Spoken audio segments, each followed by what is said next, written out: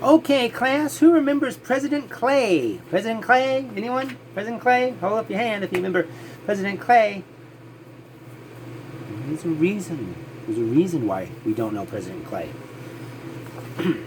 More Shocking Secrets in American History, 103 Surprising and Amusing Tales by Bill Coate.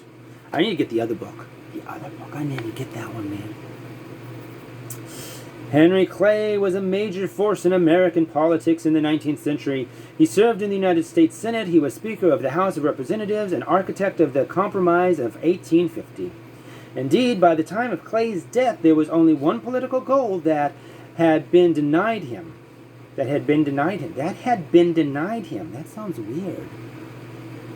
That had been denied him. No, I'm reading it right. Okay.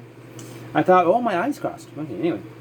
He never made it to the White House, but he might have if it hadn't been for those shenanigans he pulled in 1824. The presidential election of that year was filled with drama. What? President elections filled with drama? No. 5 men threw their hats into the ring for the nation's top office. John C. Calhoun, William H. Crawford, Andrew Jackson, John Quincy Adams, and Kentucky's favorite son candidate, Henry Clay, all wanted to move to Washington. Clay's chances improved in March of 1824 when Calhoun decided to pull out and run for vice president, an office that he won. Then, as election time drew near, Crawford had a series of paralytic strokes, which everyone assumed would prevent him from serving as president. Wait, Crawford? Or Clay? Oh no, Crawford. Okay. Crawford had a series of paralytic strokes which everyone assumed would prevent him from serving as president. Thus, on the eve of the election, the field was, for all intent and purposes, reduced to 3 men: Adams, Clay, and Jackson. Oh, man. When the votes were counted, Jackson came out ahead in both the popular vote and the electoral vote. Adams came in second, and then Crawford was third. Clay brought up the rear with almost 47,000 popular votes and 37 electoral votes. Obviously, Clay would not win the prize this time around, so he got together with John Quincy Adams to lay a nefarious plan. We don't use the word nefarious too often in English. We have a great word and we don't use it.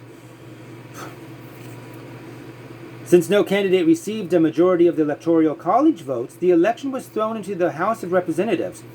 This placed Clay, who was Speaker of the House, in a most inviolable position. He could swing the election.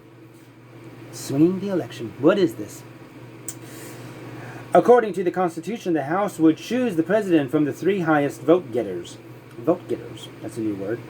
This left Clay out of the running, but he would still have his bartering power. He sat down and made a deal. Some said a corrupt bargain with John Quincy Adams.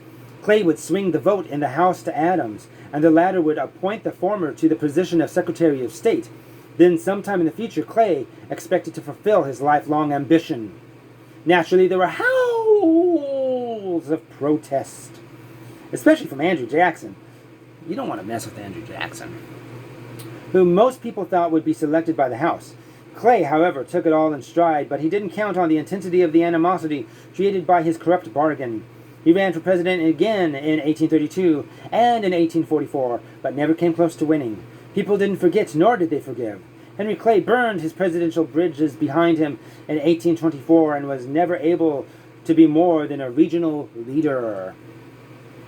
To be sure, he remained an astute and able politician right to the end, but he was never able to overcome the public perception that, as far as national office was concerned, he had betrayed the public trust when he helped defeat the people's choice for president in the election of 1824. President Clay, just putting a nail in his coffin, man.